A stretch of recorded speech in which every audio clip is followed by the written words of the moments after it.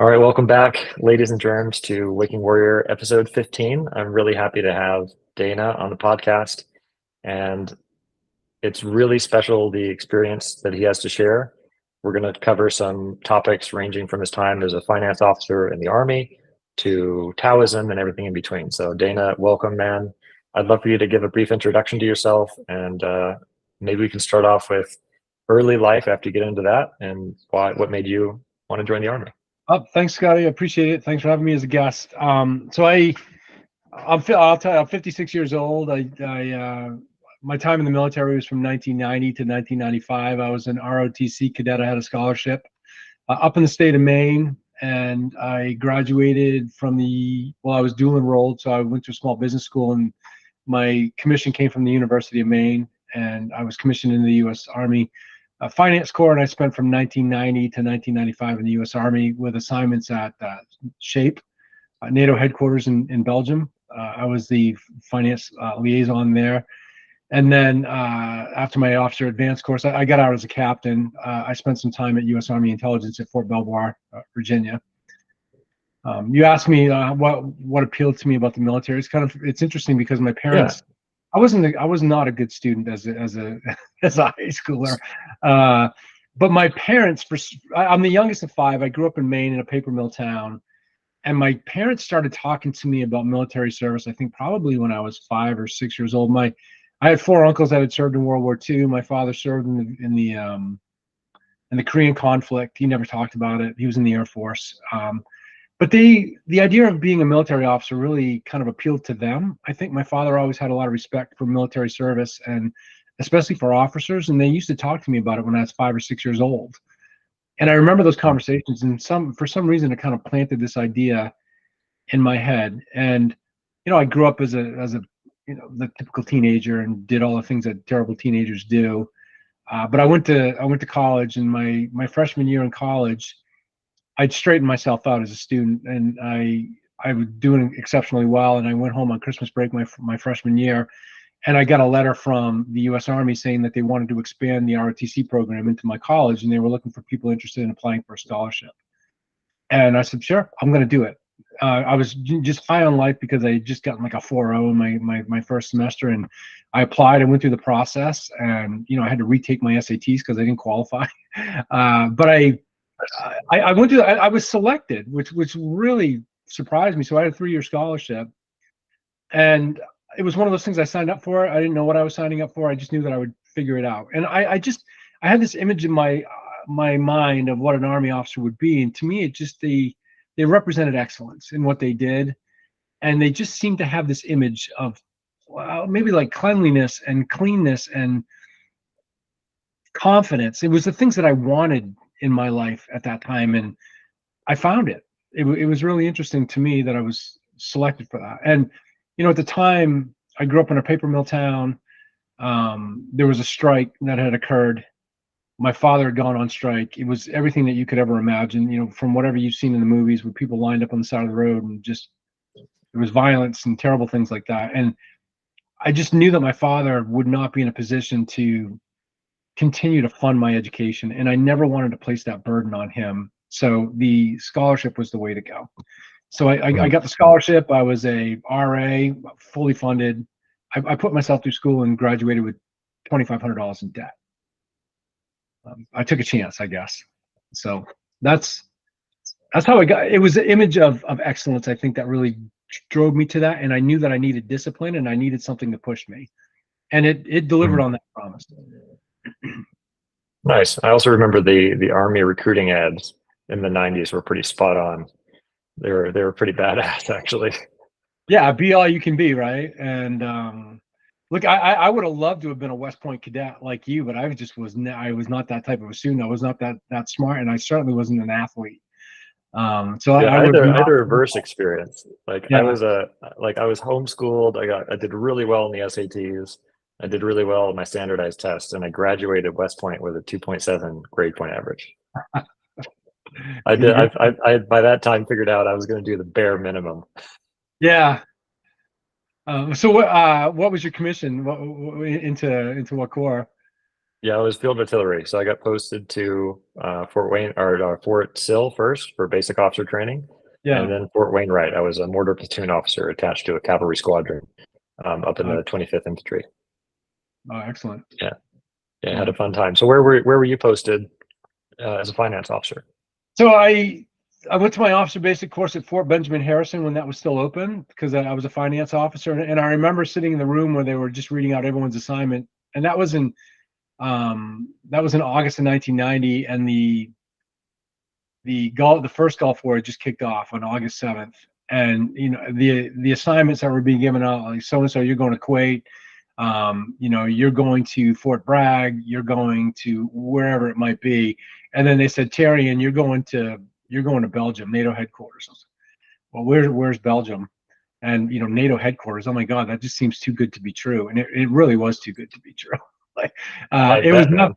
It was a bunch of O6s and general officers, and a couple of majors, and I think there were two second lieutenants on the entire post, and I was one of them. So I was like a unicorn. I'd walk around post, and people would stop and just say, "Wow, is this real? Are you even here? Why are you here?" So I was Right before they asked you to get them a cup of coffee, I'm betting. actually, yeah, I was blessed to have that assignment. It was life changing for me. It was exceptional. Nice. Anything you want to share about your military service or anything related to that? The, the thing that stands out to me most was that the way that I was taken care of when I got there. So I got off the plane on February 7th, 1991. There was a guy there to pick me up. My sponsor, his name was Captain Todd Brown. He picked me up. He drove me down into Mons, Belgium. He dropped me off at my hotel. The next day, I went to pick up my vehicle that had gotten shipped to Rotterdam. But him and his wife sort of adopted me from that point forward. I went to their house every single weekend for dinner. They were always checking up on me. And then my commander at that time was someone named Major Ann Fletcher, and she too took care of me. Like, her and her husband. Her husband was an '05 at that time, Colonel Dave Fletcher. I don't know. I was 22 years old, and it's like I had a family, and it was Hmm. a very unusual experience. So I'm still in touch with them. Like, Todd and his wife and his two boys just spent a week at my place up in Maine last week, and Dave and Ann Fletcher both retired. Todd's retired too. In fact, Todd was a West Pointer. They I still see them. Like, it's almost as if I have an extended family that never went away. And this was 30 something years ago. And I just find that so touching and unusual and just special. In fact, when I graduated from my officer advanced course in Fort Ben Harrison, I called Ann Fletcher. I said, "Look, they want to send me to Fort Polk, Louisiana, or they want to send me Oh to no. Kuwait." And she said, "Wait right there. I'll take care of this." And she was working at PERSCOM in DC at that time. And the next thing you knew, my assignment was to go to Fort Belvoir. And then I spent Nice. 6 months living with them in their house as I shopped for my own place. So, Scotty, it's so weird and unusual to me that the kindness of strangers would have stuck that way, and it would still be here today. And I'm Hmm. connected to their kids. I can't explain it, and I can't understand it. To me, it's just like synchronicity. It's Yeah, well, I think I find that a lot as well. I mean, I'm still in contact with what I think like many years later, my almost my entire company at West Point, many friends and family that I developed in the Army as well. I think part of the problem that happens in the transition is we lose a lot of that immediate community and family. But you managed to keep on to it. So I'm wondering, like, was it just the specialness of the connection, or did you do anything special to maintain those relationships over time? No, because I lost touch with them for like 15 years. Like, I just hadn't been in that much contact. I would continue to talk to them occasionally, but not much. And we just reconnected maybe like 10 years ago, and really have made an effort to see each other a lot more. The transition you mentioned, I think, was spot on. I got recruited by a junior military officer recruiting firm. And so I think my disillusionment with the military at that point, and I mentioned that I grew up in this small town in Maine, right? So for me, I was always looking for the formula for excellence, I think. So, I grew Hmm. up Catholic, and seeing the strike happen in my town, and my former Sunday teacher on the side of the road throwing bottles at a car because, somebody had crossed the picket line, it sort of confused me. I was like, well, here's a philosophy that doesn't stand up to the test of rigor. Like these principles should apply no matter what. And when somebody's livelihood is threatened, they threw this, and I'm not shitting on Christianity, but they threw it to the side and said this no longer applies in this situation because this directly affects me. And so that kind of affected me at that time, and I was searching for more truth. And I thought like the military would have been it for me. Like, you very regimented, very clear delineation lines of respect and rules and authority. And when I was in the military, I saw a bunch of corruption. I was involved in investigating somebody that had stolen $250,000, and they were under investigation, and I had to participate in that investigation, and I wound up in that person going to jail. It was lots of non-military, non-ethical things that I had seen. So I got disillusioned with that too. I was like, well, this doesn't seem to work either. And I remember just being in Europe and touring Europe and seeing the beautiful cathedrals and just starting to think to myself, like, wow, these are magnificent, but look at the amount of money that must have gone into these things. And like, to me, it started to feel like a contest between the different provinces inside of Belgium and, France and Germany. It seemed to me to like money corruption. So I was disillusioned with that too. I was like, well, I need something that's going to help me get clarity and at least a set of principles and rules that I think that are going to apply at all times. So I got out of the military at that time, and I started to get involved. Well, I found corporate America. I thought a meritocracy would happen there. You'd rest on your own merit. But I saw I sensed some disillusionment coming up. Yeah, more disillusionment there too. I'm like, where's the truth? what set of principles works here? And so I remember I met. I'm telling a long story here, Scott. So no, we've got time. This is time for you to tell your story. Somebody connected me with somebody on a blind date, and I showed up, and I sat down across the table from her, and she said, "Hey, I brought you a gift," and she slid a book across the table. It was called The Tao of Pooh. And I went home and I read that book, and I was like, wow, I've never heard of this thing called Taoism. And it was lots of, interpretations of the Tao Te Ching and the teachings of Lao Tzu. And it was really simplified so that anybody, even like me, could understand it. And I remember digesting that book in a period of like 2 days. And then I said, Taoism, man, I think this might be it. This is what's really this is the clarity that I've been looking for. It kind of resonates with me. And I was like, how do I learn about this? This was pre-internet, really. I mean, the internet was just starting to take it off. And it was the Yellow Pages back then. And I opened up the Yellow Pages, and there was a little ad for the New England Center of Tao. And it was located in Weston, Massachusetts, WESTON. And I called and left a message. And I called like maybe 10 times. And then finally, the person that was responsible for the center called me back. A guy named, he's a Taoist Grandmaster, a Russian guy named Alex Anatol called me back. And then in 1996, I mean, he accepted me as a student. I started learning about Taoism. I started learning about meditation. I said, look, I just want to learn the philosophy. He said, you can't learn the philosophy without understanding Qigong, without understanding Kung Fu, without practicing meditation, without practicing everything that was involved in it. So for 14 years, for 6 days a week, I went to the Center of Traditional Taoist Studies, the Temple of Original Simplicity, and I studied all these things for like 7 or 8 hours a day. I think I was probably the closest thing to a Taoist monk that you can be in this. Were you like working during this time, or did you like put this in like? No, I was working, and then from work at 5 o'clock, you go and you go to the temple. You do Qigong for an hour, and then you do a floor work class, and then you do an advanced class, and then at 11 o'clock at night, you're done. Oh man! So working all day. I'm guessing you didn't date much during this time. My wife, who's with me now, she was living with me at the time, and I call her, she was a Kung Fu widow at that time, but she understood what I needed to do and how I needed to do it. So I immersed myself in this experience, and it was so clarifying to me. So I studied the Tao Te Ching. I studied Taoist philosophy. I learned how to practice meditation. I learned Qigong. I learned the philosophy, and I applied it in my life from every day from that point forward. And that's what clicked for me. That was the clarity that I needed. And there was nothing hypocritical about it, because whatever applied within the philosophy itself applied in life. So there were no unrealistic expectations. It was, hey, life is a battle, life is a struggle, be a warrior. If I could just simplify it that way.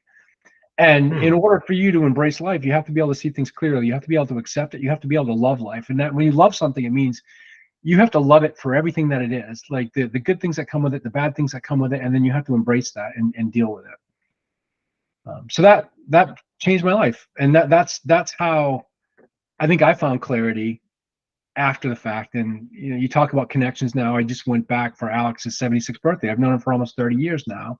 I don't practice that way anymore. That was in Massachusetts. I live in Maine.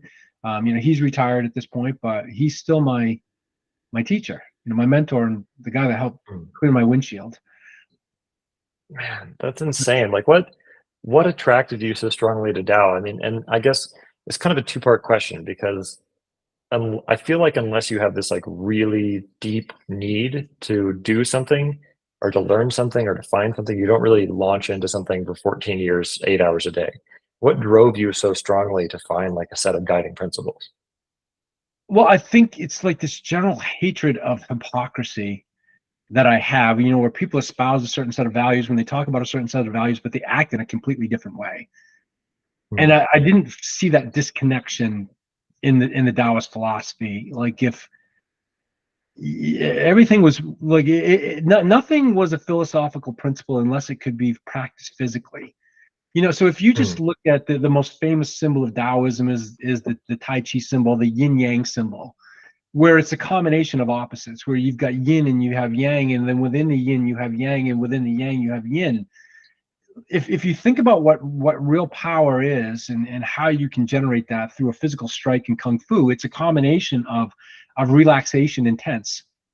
So you have to be as flexible as a noodle, but then you have to be able to transform yourself into something as stiff and as strong as steel. And without one, you can't have the other. So it was Hmm. embracing duality and the principle of opposites, where good and evil is how we define it, is two two sides to the same coin, and they both emanate from the same source. So Hmm. I guess if you contrast that back to Christianity, where you've got these opposing forces Yeah, they're of just evil and polarity, not duality. yes, their polarity, and never still the two meet. And that I think the embracing of the oneness and the principle of opposites and the interconnectedness of these things and the interdependence of that, it really made sense to me. And when you could prove that it works physically, then you kind of understand what happened metaphysically. And it wasn't until 5 years ago or so where I really started to pay attention to a lot, and probably a lot of your listeners are paying attention to someone named Jordan Peterson. And Yes, I yeah, love him. like Jordan Peterson starts talking about the principle of opposites, but he talks a lot about Jungian philosophy and Jungian psychology, and they start talking about the shadow Hmm. and this deep darkness inside of all of us, and we all have the capability of these terrible things.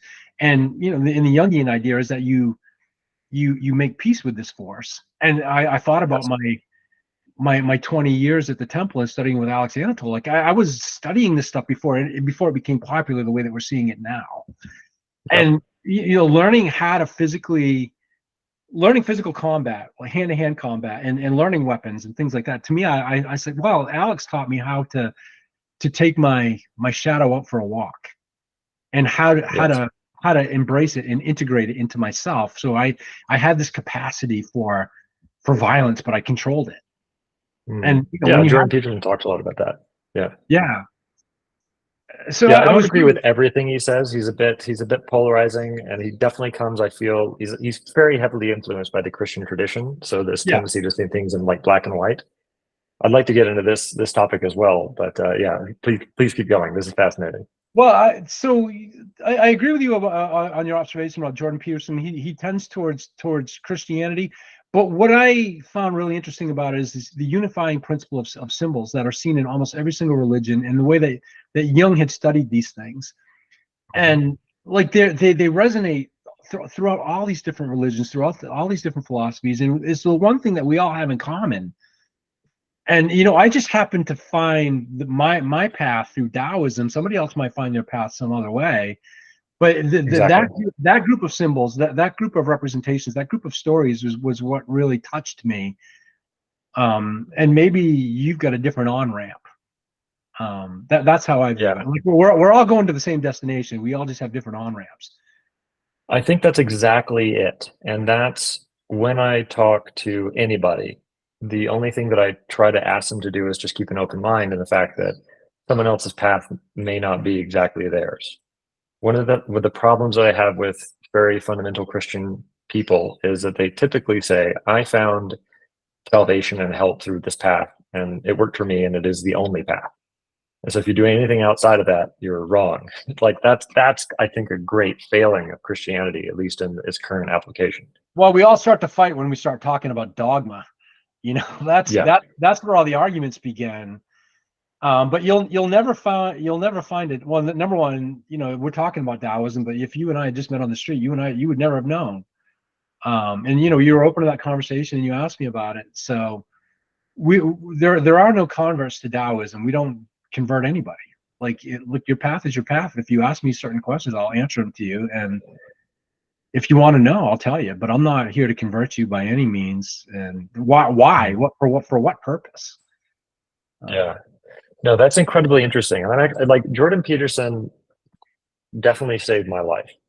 I think I'd mentioned, before we started recording the call, I had a very rough transition process. I was pretty deep into a process of alcoholism. I had gotten medically retired, before my military commitment. I thought I was going to be a lifer kind of thing. And one of the things that Jordan Peterson said, I was deeply depressed for like a year and a half, living with my then family in Colombia at Cartagena. I was seeing the beach and I was sleeping in until noon, didn't want to go out, didn't want to have any sort of physical connection.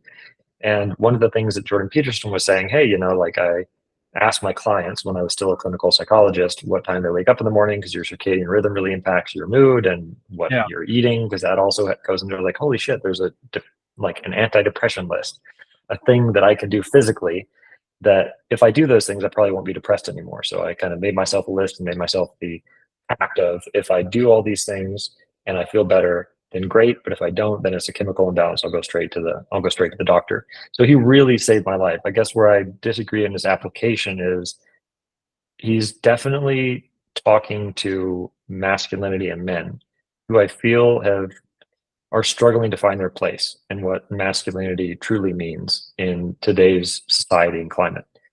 I think his application in terms of the solution is not necessarily correct in that he's like, we should go back to the old structures of masculinity. And I'm not sure that's the answer either. Do you have any particular thoughts on that or on masculinity in general?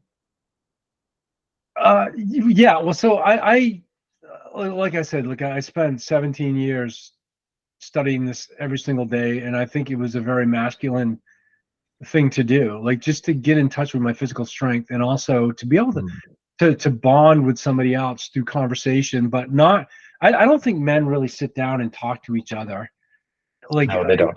in a therapy session. But if I'm studying kung fu with Alex Anatol for 4 hours on a Saturday afternoon, and you know he's 20 years older than me, and he's tying me in knots in kind of a therapeutic way, and teaching me how to fight, the conversations that we're having at that time, that was my way of bonding and learning, and learning how to be a man. And I mean, this guy grew up in communist Russia. He was in the French Foreign Legion. He was a bounty hunter. He did everything. And so now I'm studying this way. So I don't I don't know, like how do I talk about masculinity anyway? This is just kind of what men do. And I think if anything, we have to Yeah, not apologize for who we are and what we do and what we like. I don't do that. I think And that's correct. yeah, and so Is- I'm delighted that young men are finding people like Peterson and you know Jocko and all these other guys that are out there doing guy stuff, because I Mhm. found it before the age of internet, but I found it as an in-person mentor and teacher, and I just feel so lucky Yeah, to and have. you really had to look for it. I mean, you really went out of your way, digging through the yellow pages and calling 14 times. Yeah, Yeah. because like he didn't take new students at the time. He couldn't be bothered with it. He just hated it. He hated taking new students, and he Mm. had some famous people that he kicked out of that temple. And I was just a little nobody from a tiny little town up in Maine. But I guess, you know, because he was in the Russian military, he knew I was in the military. He sort of saw that. I guess there's a bond, not just between U.S. soldiers, but between all soldiers. And we sort of Yes. understand each other. And that was my ticket. That was my ticket in the door. Mm.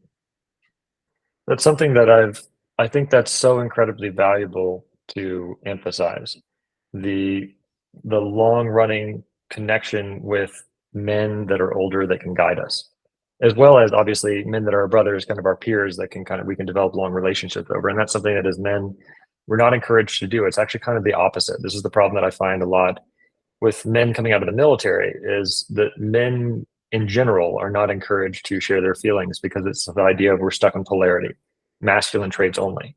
But I Yeah. believe that we have masculine and feminine inside of us, just like the yin and yang. It's a little bit of femininity, a little bit of masculinity, black and white together. It's a combination.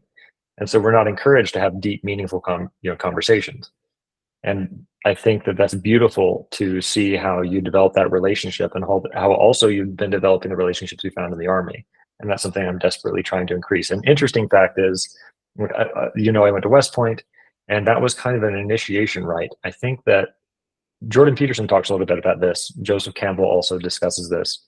The idea of initiation rites in masculinity, going through hard things together. The military is maybe the only thing in Western culture that we have in terms of a traditional masculinity initiation rite. Yeah, I agree with you. And you mentioned like seeking those male mentors. I remember listening to an interview with the author of Fight Club, Chuck Palahniuk. I don't know how to pronounce his last name. Yeah, I don't know either, but I know the guy. Yeah. But I remember listening to him talk about that, and he brought up the concept of the second father in a man's Mm-hmm. life, where you've got your father that you grew up with, but then you find that second father, the person that's a new mentor, and teaches you different things. And I was like, wow, that describes perfectly the relationship that I had with Alex, where he was basically my second father. And you hear Jordan Peterson talk about the importance for young men and rough and tumble play. Like I wasn't that close to my own father. I didn't have that kind of physical relationship with him. He was very reserved, Same. very quiet, very French Catholic. And he was, if anything, I'll give him credit for being very laissez-faire in the way that he raised his kids. Like, he allowed us to make mistakes, and he was there to kind of pick us up. But he wasn't overbearing as a father, and maybe to a My dad, fault. my dad was. He was Yeah, the Protestant evangelical version, and very extraordinarily strict. And I haven't, unfortunately, he's a West Point graduate too. I haven't talked to him, or my mother in 15 years. Unfortunately, I've been trying my best, but they're very strict that way. But my second father was my Uncle Phil, my mom's youngest brother. yeah, And it's so interesting. There's so many things that I had to talk to you about, because you found Taoism. I came down here to Colombia because I was looking for something similar, right? That set of values and that life purpose, and how do I live a happy life and orient myself in a good direction. And so you stumbled into Taoism. I stumbled into what we call the Red Path, which is Native American traditions. So if you've ever heard of a Temescal, like a sweat lodge, that was the thing that attracted me. Like, my friend said, "Hey, come to a Temescal." I was like, what is that? So it's this wooden structure that you build, and you put hot stones into it, and it's covered with blankets, and you sweat your ass off, and it's physically very uncomfortable. And I crawled out of that thing, and I went over to the abuela, the grandmother in Spanish, and I said, "This is the worst thing I've ever experienced in my life. I love it. I want to help." And so she took me on as a student, and so I've been training with her for many years now. And so it's interesting. You found like a second father. I found a second mother. And one of the things that we do is two things that are applicable to this conversation. The first is a vision quest, which I do every year now. And it's 4 days, 4 nights, no food, no water, alone on a mountain, just to sit and pray and uncover your internal medicine. And the second thing is going back to Jungian shadow work. We do a moon dance, which is no food, no water, and dancing all night for 4 nights. And the purpose of that is to integrate our shadow. So it's just super interesting, like how you and I ended up in completely different places, but we're exploring very similar topics. yeah. But we're both exploring the same source. Like, everything that you're talking about, it Yeah. all comes from shamanism. And Yes, shamanism all came from Bon, and Bon really originated in the Siberian region of Asia. So correct. all the Bon became shamanism. Shamanism became Tibetan Buddhism. Tibetan Buddhism became Taoism. Taoism has a relative of Shintoism. It's all emanating from the same place. And like Hmm. I said, you've got a different on ramp. I had a different on ramp, but we're all going to the same place. Yeah, I highly agree with that. I'm so surprised you haven't taken psychedelics yet, man. Yeah, I just am not equipped to do it. And in fact, I talked to Alex a lot about that, because he grew up in Russia. He spent a lot of time in Siberia. His master came from a prominent Chinese family. his master had left China because he became disillusioned. He became disillusioned with what was happening with communism in China. And for some reason, like, it's kind of unusual for a Taoist to become involved in any kind of politics. And he talked about his master a lot. And the master had a little bit of idealistic view, saying, "I'll go to Russia where the home of real communism is." And then he became disillusioned there. But you start talking about psychedelics, and that's like Alex called it a shortcut to enlightenment. So, like, what happens with enlightenment? Is it something that you attain instantly, or is it a moment, or is it a process? So I went through, I'm not saying that I'm enlightened, but there's things that I understand that I didn't understand before. I went through the process, and you could take the shot and Sure. get delivered there instantly, and probably experience the same things that it took me years to develop into experience, like the opening of the third eye, and really fully understanding what was happening around you. And I didn't think I was prepared to take the superhighway to that destination. And he always warned me against it. And I'm not criticizing anybody that ever goes in that path, but I sort of feel like it's a combination of both. So there's a reason why I follow the red path, which is the physically difficult stuff and the 4-day no food, no water fasts. yeah, That tests my body, and that's like the slow path to enlightenment. And then you got the superhighway.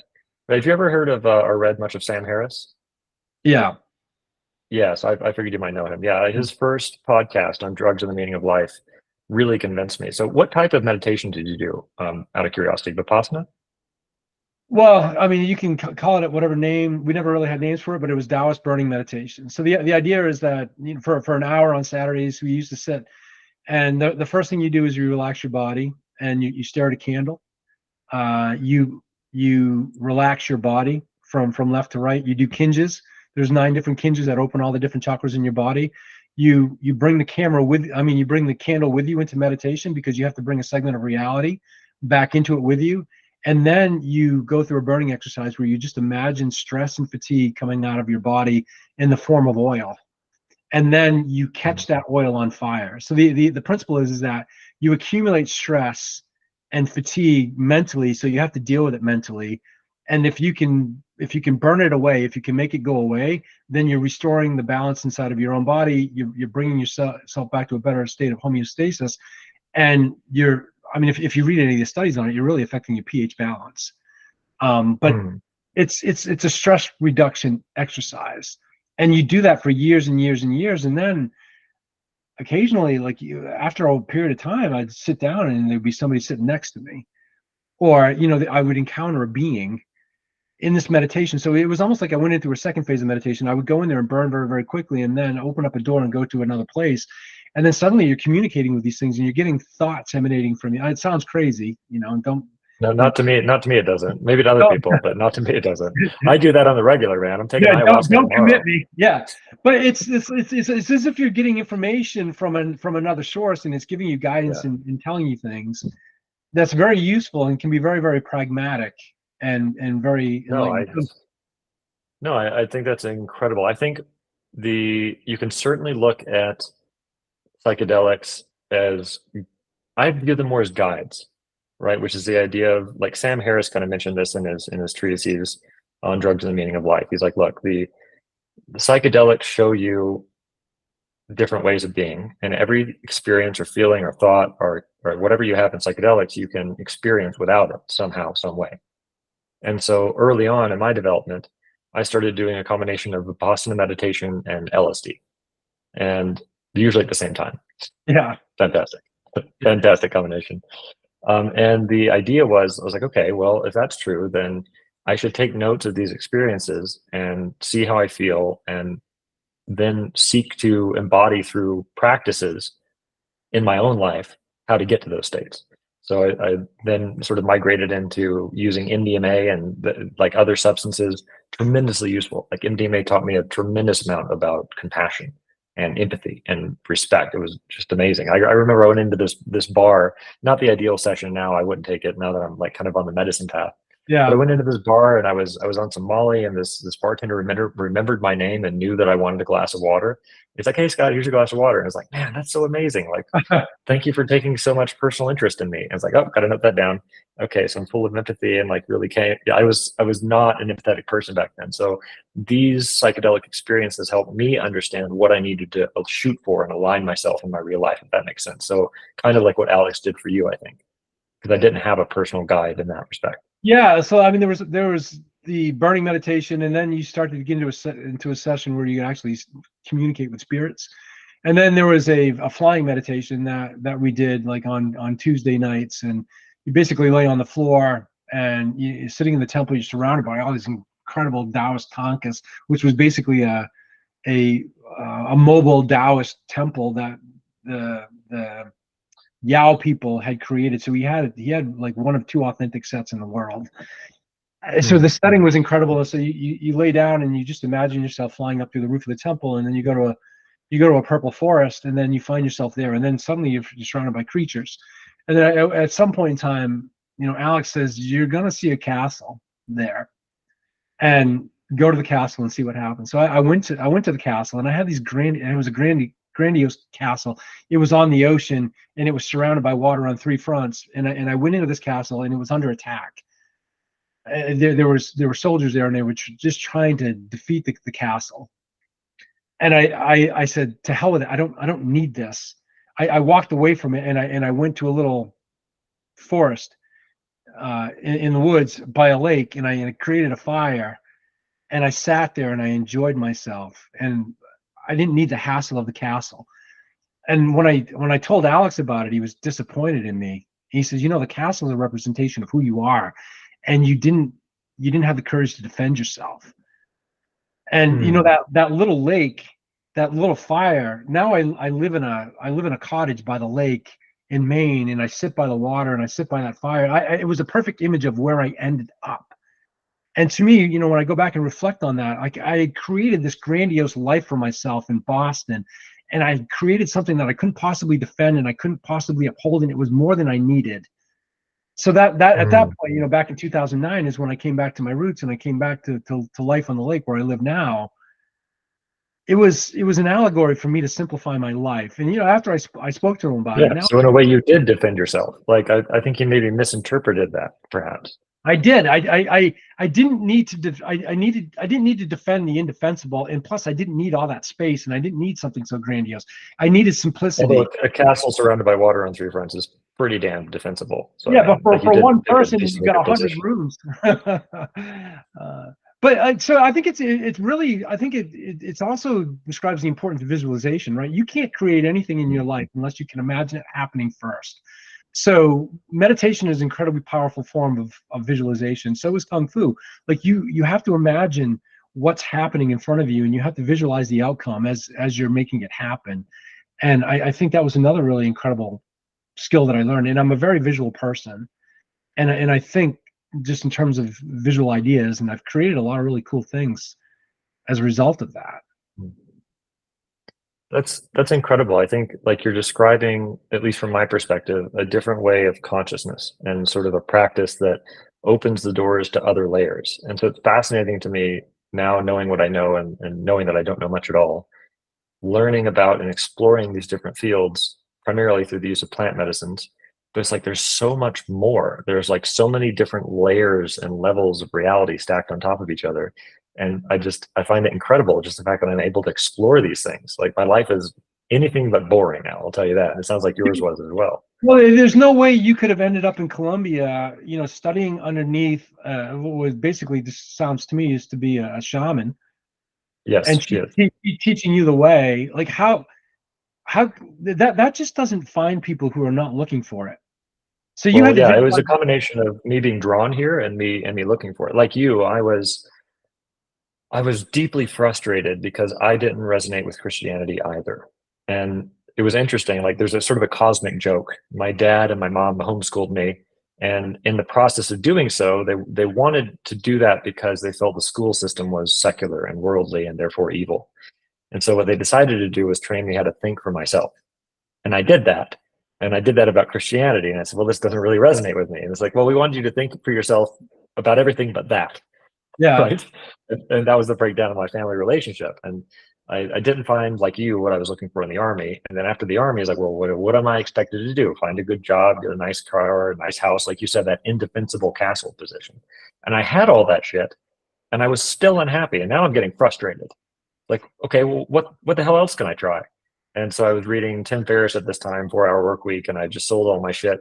An interesting side note is, in order to learn how to walk again, because I lost a toe and a half to frostbite in Alaska, as I had mentioned, I learned how to salsa dance. And so I'd been training salsa dance like for 7 years. Yeah. Like, so it's like you were to Taoism what I was to salsa dance. So I would get off work and I would smack in a yoga class, and then I'd go train and dance salsa from like 6 to midnight. And Right. that's with missing a piece of your foot. Is that? Yeah. But it Yeah. was like I have the first part of the big toe, which is Yeah. actually the most important. That's you the I'm actually just a little bit more efficient because the last part of the big toe is just entirely superfluous. Yeah. But so I was training salsa like hardcore, and that eventually led me down. I just felt this calling to Colombia, and I got here, and then things started opening up. First, it was the fact that for a couple of years I was married, and I was surrounded by, I was like, I actually took Jordan Peterson's advice. He's like, look, man, if you're finding yourself lost in the world, accept the traditional societal role of men, and you'll carry the burden. And in carrying the burden, you will not be unhappy anymore. I was like, well, I carried that burden. I was still unhappy. But one thing that really struck out to me was like, I'm surrounded by all these people that love me and are hugging me and like want to physically connect with me, and like they're really interested in my day, and I just don't care. I'm like this asshole that's just completely isolated from everything, and that's something that I'm doing. So like, what the hell is going on? And it was that made me start looking for other answers, because like I wanted to be a good person, and I didn't really have a good guiding principle to do it by. I sort of, first growing up was like very hardcore evangelical Christian, and then it was atheism. And I didn't want to reject Christianity simply because it had been shoved down my throat, because something could be true even though it's shoved down your throat. You know what I mean? And so it was just this process of trial and error. But I felt that I was truly called down here. And now not only am I being mentored by this wonderful shaman, this amazing woman, but I'm also working now in psychedelic ceremonies, and I have an altar of my own. So an altar is the process of getting the permission and energetic power to serve a medicine yourself. So I serve Wachuma, San Pedro, which is very close to peyote. So that has all happened in the space of like 4 years. I went from a clean cut, corporate style West Point Army officer to a hippie in medicine ceremonies. Like, I don't even recognize myself anymore. I spend most of my free time playing guitar or crocheting. I'm like, who am I?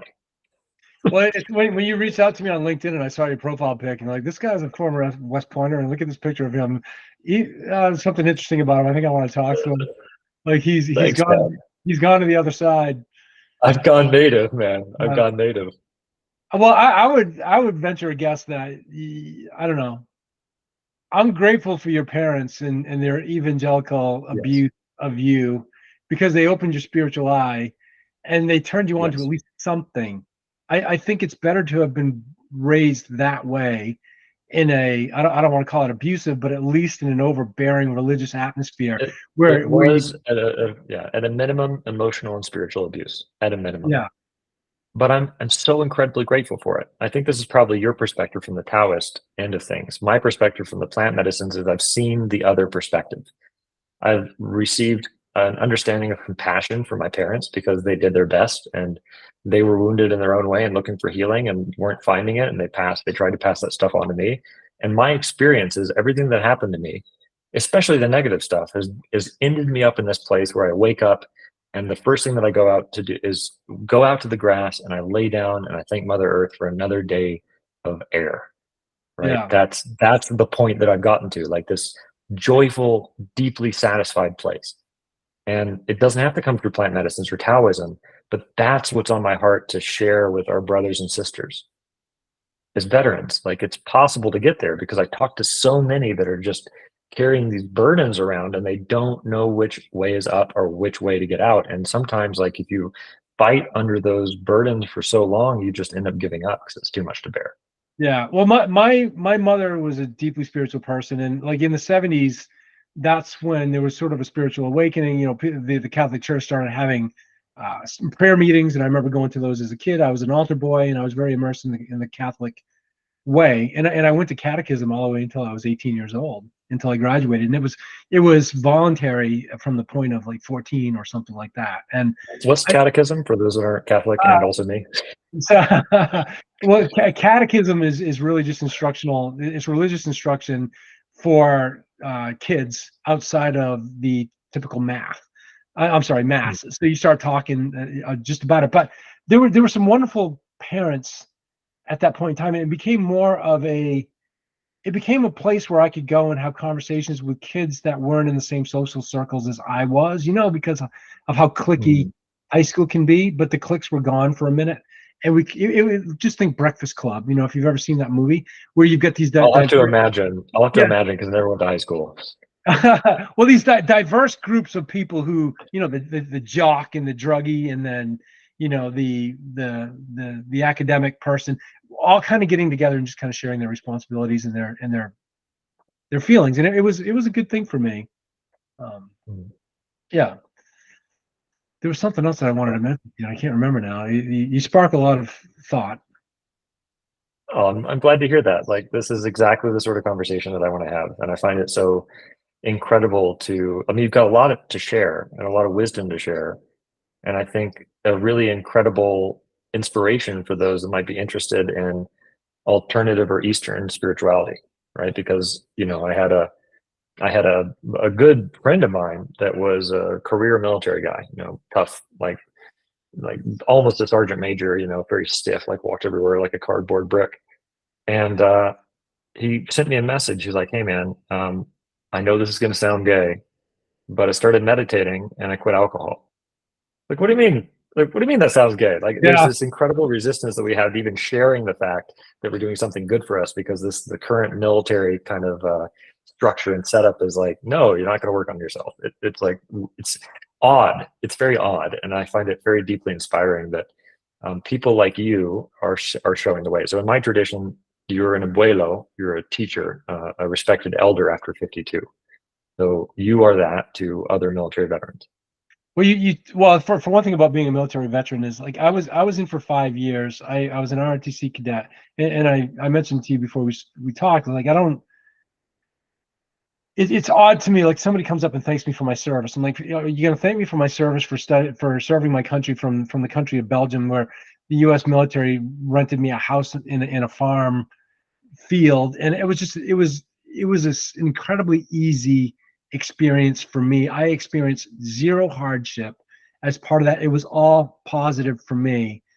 And now I know there's a lot of combat veterans that have come back in the last 30 years from all the horrors that they experienced. And I don't want to say I feel guilt, but I don't like to count myself among those warriors that had to go and experience that, because I'm just not worthy of that distinction. And Mm. I always find it very disingenuous anyway when somebody comes up and thanks me for their service. They're saying that because somebody programmed to say Yeah. that them to say that. They don't give a shit.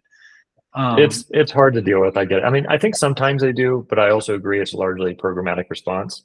Yeah. I struggled for a long time on how to deal with that. And right now, I just give people the benefit of the doubt and say, look, it's my honor, because it was. And I also kind of want to, man, like I talk to a lot of people that are non-combat veterans that feel guilt about the fact that they didn't go to combat because it's easy to compare our experiences to others. But I don't think we should do that. And I think that no matter where you served or when you served or what you did, or if you went to combat or not, or if you saw something traumatic or not, because there's so many different levels, right? People that went to combat, right? I'll hear the same damn thing from someone that didn't leave the fob very much. Oh, I'm just a fob. I didn't see actual action. Yeah. Like, okay. Because I don't think anyone cares and I don't think it matters. And I think it's a nasty self-judgment on ourselves to give ourselves lack of credit, because at the end of the day, if you had been sent to combat, you would have gone and you signed up and put your money where your mouth was and were willing to put your life on the line. And I think that is Yeah, a valuable, useful thing. I remember I was getting, like, there were Dodge teachers over there, and some girl from Chicago, her brother had come over, and I mean, he was just a typical, I don't want to say lefty, but he was just, he leaned in that way, and he was sort of Mm. shitting on me for being in the military. I was a first lieutenant at that point in time, and he said, "Well, if they told you to go to combat and kill somebody, would you?" I'm like, "Yeah, without question, absolutely, no doubt." Like, I mean, it was that responsive. I would have done Yeah. anything they told me to do because that's what I said I was going to do. And he looked at me like I was a pathetic human being because I had such a commitment to this thing. I remember that experience stood out. But when you talk about service to the country, I feel like my country served me in my experience. Like I'm a kid from a small town in Maine. They paid for my education.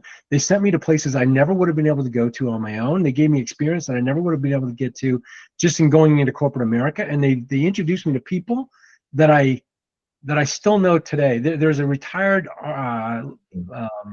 Air Force colonel who served in the Dutch military, who sort of took me under his wing when I was there, and he's 90 years old now. And I remember conversations that I had with him about Nazi soldiers living in his house when he was 5 years old, and Wow. talking about what that experience was like. And so, where else would I have gotten that? Nowhere. Well, I So, don't think like I mean, I think at the basis of every relationship is mutual benefit, yeah, right? So in that case, I mean, great, amazing. I don't think it makes your experience any less valuable because you got good stuff out of it. I think the majority of people get good stuff in the military. I certainly did. I'm And I dealt grateful. with a lot of guilt. When I got out and medically retired, I couldn't come. I felt because I didn't go to combat, especially because of something stupid that I did, by getting lost in the middle of the wilderness in Alaska, that Yeah. I was a coward. And so I guess I just wanted to say that I hope you don't feel that way because I've never met a combat veteran that looked down upon anyone that didn't go to combat. I agree with you. They're incredibly gracious. Yeah. I don't know. Have you heard of a guy named Travis Mills before? Like It sounds familiar. he's a quadruple amputee, Ah, yes, and he's running a coaching program in Texas now, right? I think, right? now in the Or maybe state of I'm, Maine, like 10 miles. He bought the Elizabeth Arden estate, which was on a lake in Maine, okay, and yes, somebody else transformed mentioned it. him to me. Yeah, and so I ran his 5K last weekend. We had 1,600 people show up, and he gets up in front of that entire crowd. He's got two prosthetic legs, a prosthetic arm, and he doesn't bother with the other one. And what this guy accomplishes just blows me away. Like he owns several businesses up here. He's running this foundation. He's everywhere all the time, and he's just so spirited all the time. So I don't know, just like to me, he personifies just what it means to be a warrior, what it means to be a man. He's incredible to see him, and he's doing this thing up here in Maine. I just love what he's doing. If you haven't Mm, heard of him and you're listening to this, you should look up Travis Mills. He's really an example for all of us. amazing. Yeah. All right, so let's just say somebody is watching this and they're like, I want to look into Taoism or Taoism. Where would you direct them to? I mean, you If could they're you could go curious. to www.dao.org. That's Alex's foundation. That's where he basically communicates to people. Other than that, I don't know. I mean, there's no other. I guess there's Taoist temples maybe in California, but they're pretty much closed, and there's no teachers. I don't know where you would find what I found. And Alex is retired at this point in time. He's written a bunch of books. One of them's called The Truth of Tao, and another one's called The Essence of Tao. He wrote one on celestial foxes. If you think about these Shinto foxes that you see in China and also in Japan, I'm writing a book on it right now, and to talk about what my experience was and how it kind of transformed me. And within the next year, I hope to have that published. Nice. I'm looking forward to reading that when it comes out.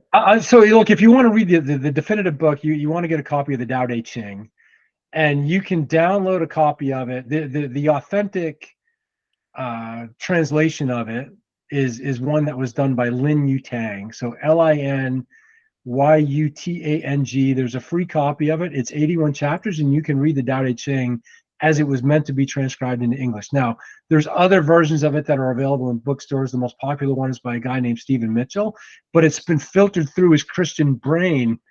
So they've kind of Christianized it, and it's not really a Christian religion. It's more of a pagan religion than anything Hmm. else. So you have to be careful of the interpretations because people like to put their own spin on it. If you want to read it as close to the original as you possibly can, then Lin Yutang is the way to go. Nice, man. Yeah. Dude, it's been fascinating talking to you. Is there anything that you would like to go deeper into or topics you'd like to open up? We have time, but I'm happy Well, you talked to about take it wherever you want to go. alcoholism. But I grew up in an alcoholic home, and French Catholic. That's just what happened. And Mm. when I graduated from college at 22 years old, at 21 I quit drinking, because I was a hard charging, hard drinking college student, and I was going into the military. I said I got to give this thing a shot, so I just stopped drinking at that point, and I put it down for 10 years. And then when I got associated with the temple, I mean, martial arts and drinking sort of go together, especially if you're learning from a Taoist Russian master. That's part of Mm. their culture. I made a Nice. conscientious decision to start drinking again. So I picked up the bottle again at like 30 years old. And, at the end of a 15-year run of it, I was just tired again. And I just like, I'm an all or nothing kind of guy, right? So like, if I'm going to Same. drink, I'm going to drink a lot. And if I'm not going to drink, I'm not going to drink at all. So like over 10 years ago, I put it down again. And all I can just tell you is that, especially as you start to get older and you start to age, it's not good for me. And if you're someone that's struggling out there with it, then I encourage you to try to find a way to put it down and let something new into your life. And I know that that's something that a lot of our vets struggle Right. with.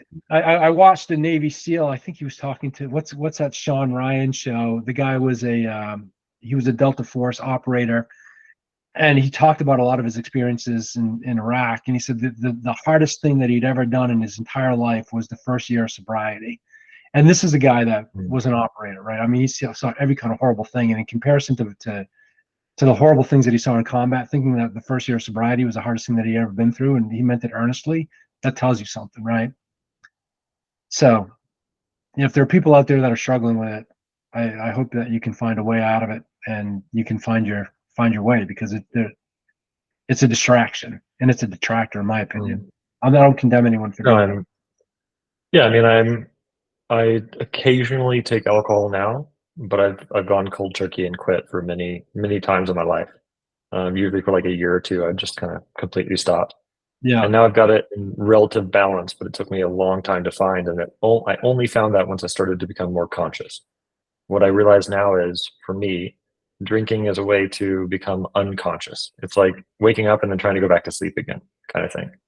And I used it because I wanted to not have to face the burden of whatever I was dealing with at the time. It's a way to kind of like, put the shades on for a little bit. And over time, that for me became a very unhealthy habit. And of yeah. And course, for it's me, not good for the body now. I do it out of boredom, and like just like my mind is racing, and it kind of it tempers that down. I mostly don't drink for vanity reasons, because it makes me so friggin' fat. Like, so, Nice. I'm not somebody that can drink and contain those calories. So I think it's important.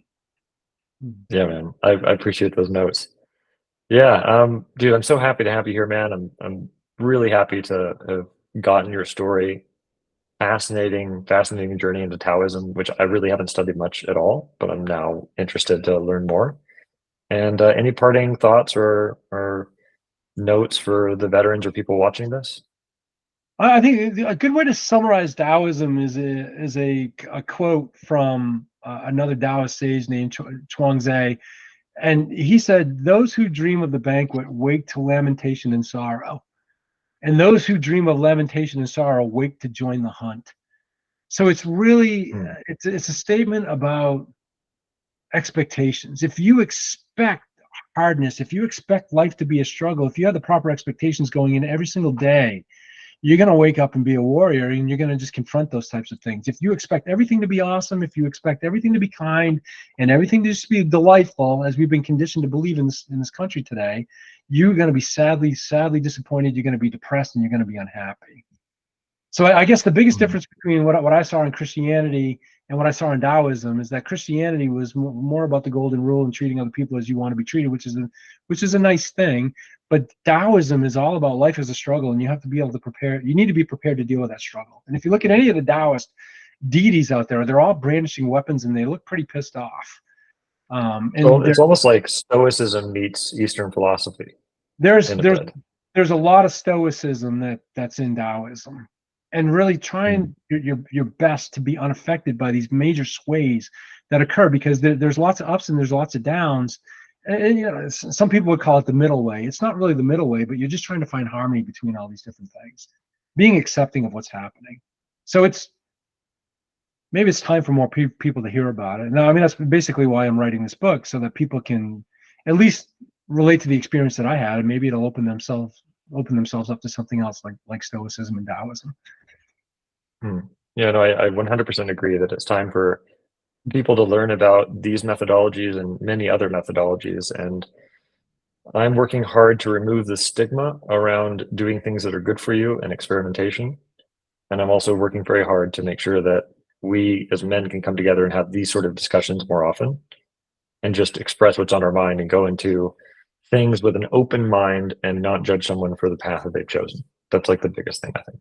I totally agree. And thanks for having me on, and thanks for doing this podcast. I think it's a good service for people. Man, I really appreciate it, dude.